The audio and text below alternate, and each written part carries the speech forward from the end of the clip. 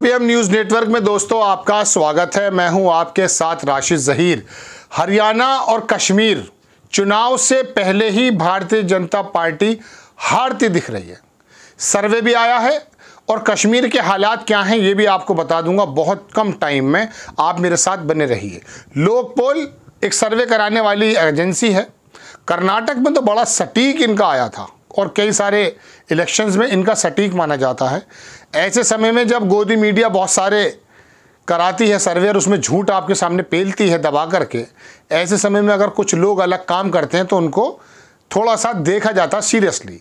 ABP ने भी लिखा है इसको और बाकी लोगों ने भी बताया कि हरियाणा के अंदर जो पोल आया है उसमें देख सकते हैं कि कांग्रेस जो है वो 58 से 65 सीटें जीतने जा रही है।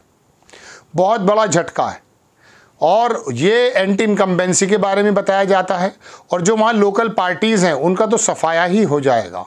कांग्रेस वहाँ पर वन मैन आर्मी की तरह रूप में निकलने वाली है। 20 से 29 सीटें बीजेपी की और अदर को सिर्फ 3 से 5 सीटें मिल रही हैं। और ये सैंपल साइज जो लिया गया 67,500 का लिया गया है सिर्फ हरियाणा से। वो पूरे देश का देते हैं 41,000, 140 करोड़ लोगों में 41,000 का सर्वे देता है सी वोटर। अभी आया था पिछले दिनों। इसके अंदर बताया ये गया दोस्तों कि 20% से लेके 35 से लेके 37% वोट तो मिलेगा बीजेपी को और कांग्रेस को 46 से 48% वोट मिलता हुआ दिख रहा है, जबकि अदर्स जो हैं उनको 7 से 8% मिल रहा है। बात यह है कि ये जो सैंपल साइज़ हैं और ये जो चीज़ें हैं इन पर कोई ज़्यादा भरोसा नहीं, लेकिन फिर भी हमारा जो आकलन होता है ज़मीन पर वो पता चलता कि वाकई कुछ ना कुछ इसके अंदर होने जा रहा है। ये तो है बात स्थिति हरियाणा की। हरियाणा पर वापस लौटूंगा, लेकिन कश्मीर की बात बताता हूँ।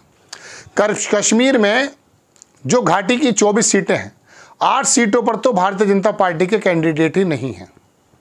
गुलाम नबी आज़ाद जिसको इस वजह से लाया गया था बीजेपी में या बीजेपी के साथ लाया गया था, जिन्होंने अपनी पार्टी बनाई थी और कांग्रेस के कुछ कार्यकर्ता कुछ पूर्व विधायक आए भी थे, वो मकसद ये था कि कश्मीर की घाटी में कांग्रेस को और फारूक अब्दुल्ला की जो पार्टी है पीडीपी वगैरह इसके अंदर सेंध लगाएगी और जम्मू रीजन में जहां आरएसएस काम कर रहा है एक ज़माने से उसके अंदर वो एकजुट वोट मिल जाएगी तो कश्मीर में शायद उनकी सरकार बन जाएगी।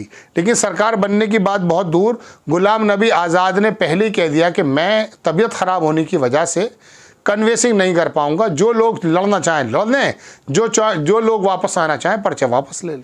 इसका मतलब ये है कि वो जो वहाँ पर तुर्क का इक्का माना गया था गुलाम नबी आज़ाद को, बीजेपी जो समझ रही थी वो भी पहले ही नंबर पर हथियार डाल गए। राहुल गांधी की जब भारत जोड़ो यात्रा थी बहुत सारे बड़े बड़े नेता तो तभी आ गए थे। उसके बाद 2024 के अंदर तमाम कार्यकर्ता वो कांग्रेस में वापस आ गए। तो गुलाम नबी आज़ाद के रूप में और कैंडिडेट ना मिलने के रूप में कश्मीर मान लीजिए उसका कोई सर्वे तो नहीं है, लेकिन हालात ये हैं कि बीजेपी जिस प्रकार से आरएसएस वहाँ पर राम माधव और दोबारा लाया गया उन्होंने काम भी किया था। आरएसएस की जड़ें वहाँ पर मजबूत की थी जम्मू में ख़ास करके, तो वहाँ कुछ फ़ायदा हो सकता है ज़मीनी क्षेत्र में, लेकिन घाटी के क्षेत्र में बीजेपी को तो छोड़िए, बीजेपी की बात करने वालों को भी पसंद नहीं कर रहे हैं। वो देश के अंदर दोस्तों बहुत सारी जगहें ऐसी हो गई हैं, आप मणिपुर में चले जाइए, बीजेपी को ऐसा समझते हैं जैसे कि किसी दूसरे देश की पार्टी है, मतलब बिल्कुल पसंद नहीं करते। कश्मीर का रीजन देख लीजिए, पूर्वोत्तर के राज्य देख लीजिए, बंगाल देख लीजिए, वहाँ इनकी स्थिति ऐसी हो गई है गोया के मतलब बहुत ज़्यादा एक्सेप्टेबल कहीं है ही नहीं, नफरत के साथ देखा जाता है।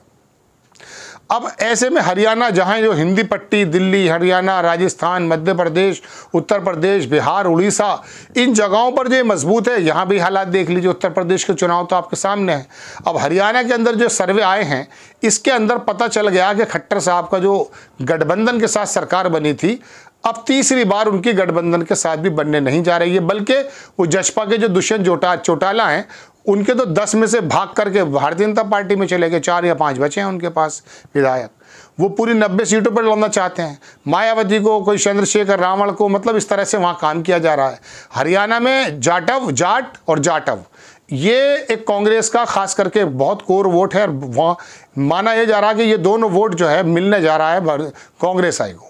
ऐसे समय में बीजेपी ने जो वहाँ चीफ मिनिस्टर बनाए हैं ओबीसी वर्ग से आते हैं, उनका मतलब यह है कि गैर जाट वहाँ पर लामबंद कर दिया जाए।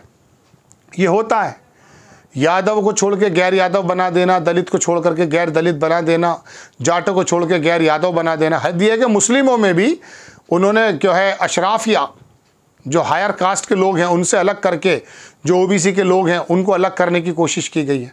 ये बंटवारे की राजनीति डलहौजी याद आ जाता है मुझे। हम जब कभी पॉलिटिकल साइंस पढ़ा करते थे तो डलहौजी नीति आती थी। आज ये है कि आप एक वर्ग को बांट करके ये बार बार काम कर देना। बहरहाल 2 प्रदेशों की खबर में लेकर आपके सामने हाजिर हुआ दोस्तों। इसके अंदर थोड़ा सा उसने भी लिखा है, क्या कहते हैं, एबीपी ने, वो देख लीजिए। एबीपी ने लिखा है कि हरियाणा में मुंह की खाएगी बीजेपी, लोक पोल सर्वे, चुनाव से पहले चौंका रहा है नया सर्वे। ये 5 बातें हिला देंगी आपको। हिलेंगे तो नहीं, लेकिन सुन लीजिए। हरियाणा के लोक पोल में सर्वे किया है कि सर्वे से पता चला कि 90 विधानसभा सीटों वाले प्रदेश में बीजेपी को झटका लग सकता है। लोक पोल के सर्वे के मुताबिक हरियाणा में सबसे बड़ी पार्टी बन सकती है। 58 से 65 सीटें हासिल हो सकती हैं कांग्रेस को, और उसका वोट वही 46 से 48, वही बात लिख रहा है अखबार भी। 20 से 29 सीटें बीजेपी को मिल सकती हैं। और विधानसभा चुनाव के पहले सर्वे में रिजल्ट भी संकेत हैं कि 3 से 5 सीटें अन्य के पास जा सकती हैं। वोट शेयर में वही बात है जो मैंने बताई, से दोबारा बताने से फ़ायदा नहीं है। हरियाणा और कांग्रेस के बीच में फाइट रहेगी, जबकि जेजेपी और आईएनएलडी जैसे क्षेत्रीय दलों का असर ना के बराबर होगा। आईएनएलडी ने शायद मायावती से गठबंधन भी कर लिया है, लेकिन मायावती जी का वोट यहाँ उत्तर प्रदेश में क्या कह सकते हैं, कंसोलिडेट नहीं हो रहा है। बाहर की जगह तो बातें छोड़ दीजिए। कांग्रेस को जीत दिलाने के में जाति अहम फैक्टर निभा रहे हैं। सर्वे की माने तो जाट, सिख और जाटव बड़े स्तर पर कांग्रेस के समर्थन में आएंगे। एंटी इनकम्बेंसी के से भी नुकसान हो रहा है। बीजेपी जीटी रोड बेल्ट पर वोट बैंक को साधने की जीटी 2 गुटों में बंटने के चलते रही है। चलिए दोस्तों, ये खबर है। तो ये तो चुनाव से पहले 26 जुलाई से 24 अगस्त के बीच में ये हुआ है। अभी 2-3 दिन पहले का हुआ है। इसके अंदर 67,500 लोगों का जो है सर्वे किया गया है दोस्तों। तो ये 2 प्रदेश तो बिल्कुल अजीबोगरीब हैं। झारखंड के अंदर मैं आपको लगातार अपडेट कर ही रहा हूँ कि वहाँ हाल क्या है। चंपन सोरेन को तोड़ा जा रहा है। बाकी तमाम जगहों पर भी एक जगह और भी चुनाव होने वाले हैं। तो दोस्तों ये हालात हैं। कश्मीर और हरियाणा भारतीय जनता पार्टी के हाथों से लगभग निकल चुका है। वहाँ वो आरएसएस का बंदा वहाँ भेजें, या फिर हरियाणा के अंदर ओबीसी और तमाम इन लोगों को इकट्ठा करके लामबंद करने की कोशिश करें, वो कोशिशें कामयाब नज़र होती नहीं आ रही हैं। मुंह की खाएगी। और इसके बाद आप यकीन मानिए हालात बदल जाएंगे इस केंद्र के अंदर। ये नीतीश और ये टीडीपी और ये तमाम लोग जो है ना, फ़ौरन अलकी बल्कि लेना शुरू कर देंगे। होता है ये, शुरू में मजबूत दिखाई देता, बाद में थोड़ा सा मार पड़ते के साथ ही ऑस्ट्रेलिया की क्रिकेट टीम ऐसे लगती थी, अजय जैसे पिटना शुरू हुई, बांग्लादेश तक नहीं पिट दिया उसको। आपको खबर कैसी लगी अपनी राय कमेंट्स बॉक्स में ज़रूर दीजिए। चैनल को सब्सक्राइब कीजिए, शेयर कीजिए। नेक्स्ट टाइम में किसी खबर के साथ हाजिर होता हूँ। जय हिंद।